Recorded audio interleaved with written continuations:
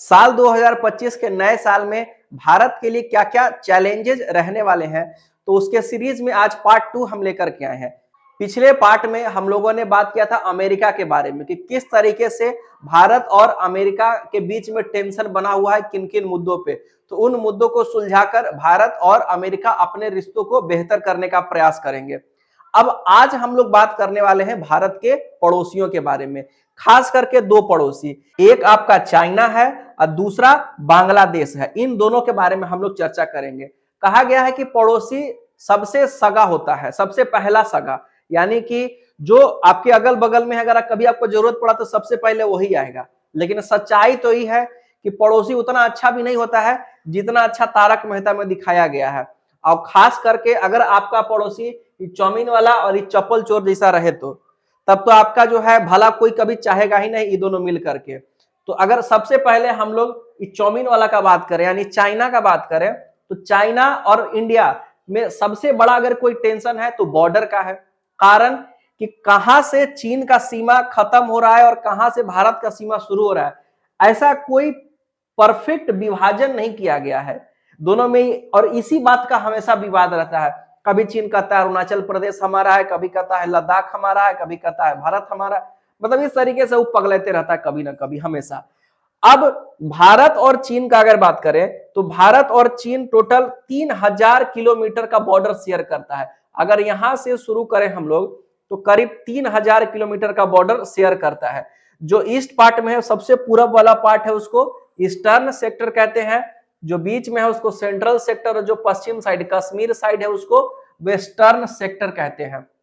2020 में हम लोग देखे थे कि किस तरीके से जो आपका इंडिया और चीन के जो सैनिक थे उन दोनों में टेंशन हो गया था गलवान घाटी में। गलवान घाटी कहाँ है, देखिए गलवान घाटी यहां है, ये रहा आपका गलवान घाटी। यहाँ पे यहीं पे इंडिया और चाइना के सैनिक में हाथापाई हो गया था, दोनों में लड़ाई हुई। भारत के कुछ सैनिक शहीद हो गए थे उसमें, चीन के भी बहुत सारे सैनिक शहीद हुए थे।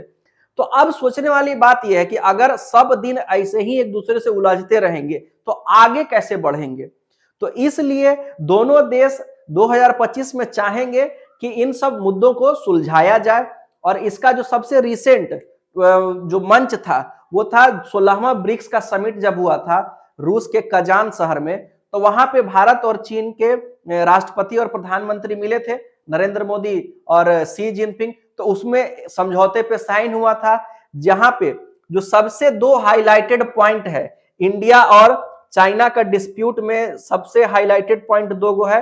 एक है आपका डेमचोक, यहाँ पे है डेमचोक, और इधर है आपका ये वाला पॉइंट है आपका डेपसांग, इसको कहते हैं। ये दोनों सबसे हाईलाइटेड पॉइंट है। यहां से दोनों को अपना सैनिक बुला लेना पड़ा था जो गलवान घाटी में हुआ था उसके बाद। लेकिन 2024 का जो ब्रिक्स समिट हुआ था 16वां कजान शहर में, उसमें समझौता हुआ, वापस से दोनों को अपने सैनिकों को बुला करके और वहां पे पेट्रोलिंग के लिए परमिशन मिल गया है। तो चीन कहीं ना कहीं नरम पड़ रहा है। अब नरम पड़ने का कोई कारण है, अगर चीन का अपना फायदा नहीं होगा तो चीन हमेशा इसे अकड़ के रहेगा। लेकिन अगर उसको अपना फायदा दिख रहा है तो थोड़ा सा नरम रुख अपना लिया है। फायदा क्या दिख रहा है, अब चीन को आगे निकलना है किससे, अमेरिका से। और अमेरिका का दोस्त कौन है, भारत। भारत जो है अमेरिका का भी दोस्ती बढ़ा हुआ है। अमेरिका भारत के हेल्प से चाइना को पीछे रखना चाह रहा है और चाइना भारत के हेल्प से अमेरिका को पीछे करना चाह रहा है।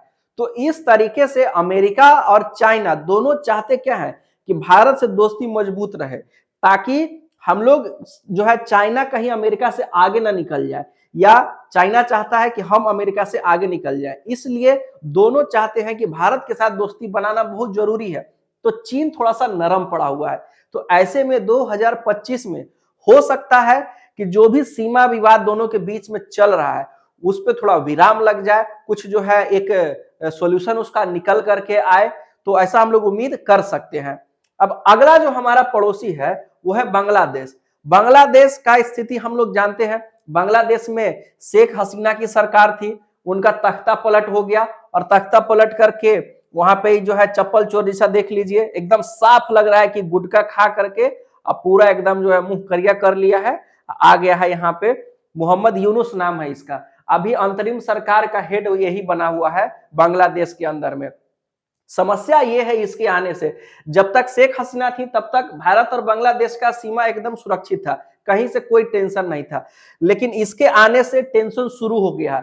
जो सबसे पहला टेंशन है उसका एग्जांपल ये है कि पाकिस्तान 1971 जब से बांग्लादेश बना था उसके बाद से डायरेक्ट पाकिस्तान से बांग्लादेश कोई भी जहाज नहीं गया है, पानी के थ्रू कोई भी बिजनेस नहीं हुआ है आज तक। हमेशा जो है कोलंबो से हुआ करता था, श्रीलंका से फिर यहां जाता था।